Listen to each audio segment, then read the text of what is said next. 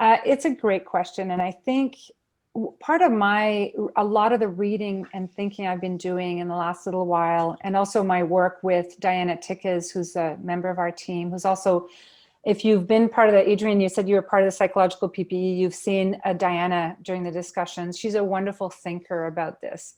She's a social worker. Part of what we all experience, we've all had, work creep, as you said, like just for this week, and sometimes we all have deadlines. There are times where we just got to push for a while. But I agree with you that it can easily take over and just become the new normal.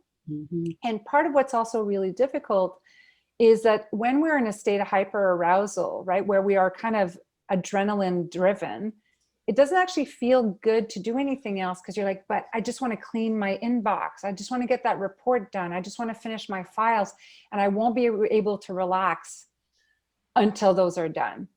Now, I find personally, and if you don't mind, I'm just going to share personal examples here. The pandemic was one of the greatest gifts for me in terms of this, and I'll explain why. Before the pandemic, I could actually push through. I could work 12 hours a day as long as I had enough sleep. I'm someone who needs a lot of sleep, but if I'd had enough sleep, I could go.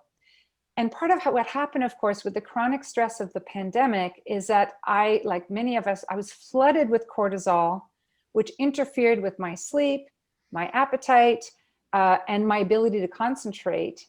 And all of a sudden, I couldn't just push through, because by 12 o'clock, I was in a complete fog. We started calling it the COVID fog. Just a bit like being jet lagged, right? I just neurologically could not push. And in a way, I was like, that's actually not a bad thing. It turns out that if I'm flooded with stress hormones, maybe I need to rest, or maybe I need to, it was almost like I had no choice, right?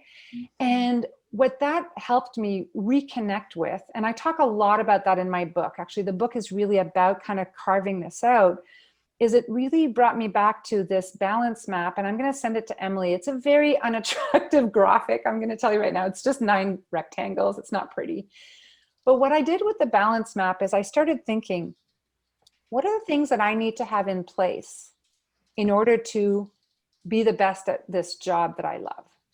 And that came to me years ago. So imagine back in the day before the pandemic, remember Cirque du Soleil still existed, and my brother used to work for Cirque du Soleil, and I used to get to go and see backstage the acrobats, and like I used to get that whole wonderful experience. And I remember one day going to the backstage of Cirque du Soleil and seeing these Olympic level athletes, right?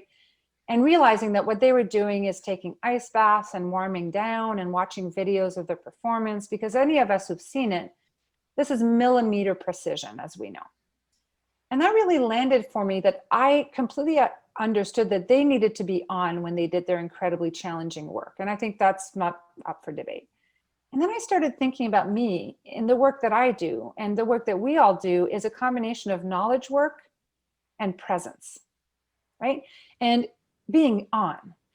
And I'm sure you've all had, days of the week that are better. I'm sure you've all had, like I have, I've done couples counseling after having a fight with my partner and felt like an imposter, right? Like we've all like faked it through certain things. I've been, pregnant and sleep deprived and faked it through that. But at the end of the day, I know when I'm on, and when I'm on, I do the best work possible. So what I went back to is I started thinking about, what do I need to have in place in order to do this career sustaining work, the work that doesn't deplete me, the work that makes me feel like I'm so happy to be engaged in this work? And that's how I created the balance map. And I realized that there's certain things that were essential for me to be an ethical practitioner. And I personally don't want to see a therapist who sees 12 clients a day, right? I have actually serious ethical concerns about how available and present they are. And so I don't know if this makes sense, Janet, but I kind of flipped it around, where for me, taking care of myself and being refueled and replenished was actually my professional duty, as opposed to just, white knuckling it through my weeks, because I realized that I was of no use to anyone. And so I started setting more and more, like carving out more time. And so you'll see when you see my balance map, I have 9 sections. Yours might be different. Some of them are very intuitive, like simplifying. So I, for example, like to have very simple everything, simple outfits, simple computers, simple, like If you need my tax papers, they're there. Like, and I used to travel for work. So I had a uniform. If you've met me before, I have 2 outfits. I just wear them on, because it just meant like every week I could just pack my suitcase in 2 minutes. Like, you know, none of that, like wear my snow tires, all that. So one of them was simplifying, which I prioritize.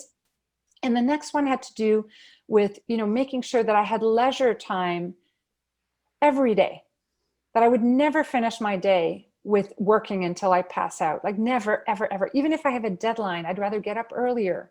But I always carved out time that had nothing to do with trauma, mental health, you know, and it wasn't listening, watching CSI on TV, that doesn't count, you know, like really carving out protected time, like for my soul. And I keep going. So you'll see those 9 circle boxes when you get them, but this became truly my values map.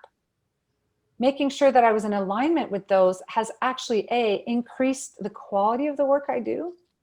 I'm more productive than I used to be, 100%. I'm less traumatized and upset by the work. And I feel more effective and present for people because I'm actually right here, not thinking about the next session or feeling like throwing up because I can't, you know what I'm saying?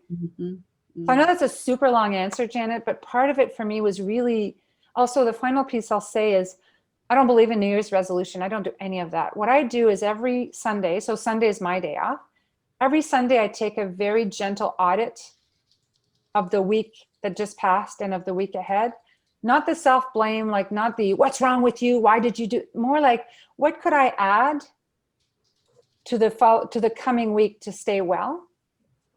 You know, what could I add so that this week feels better? And that includes my nutrition or my sleep or my exercise. And the final piece is I have 2 vulnerabilities, which in a way make self-care essential and not negotiable. Number one, as I said before, I need a lot of sleep, unfortunately. I can't function when I haven't slept, so that's not negotiable. There's no cheat around that because I can't actually drink caffeine, so I can't cheat. And number 2, if I don't exercise, I suffer from generalized anxiety disorder. And if I exercise, I have no GAD. So exercise is not an option for me. It's my medication. And I just have to fit it in. It's not negotiable. But when I exercise and I sleep enough, I don't need long breaks. I don't need weeks off. Right? Because I am taking care of myself every day, not just waiting to collapse on Friday night. If that makes sense.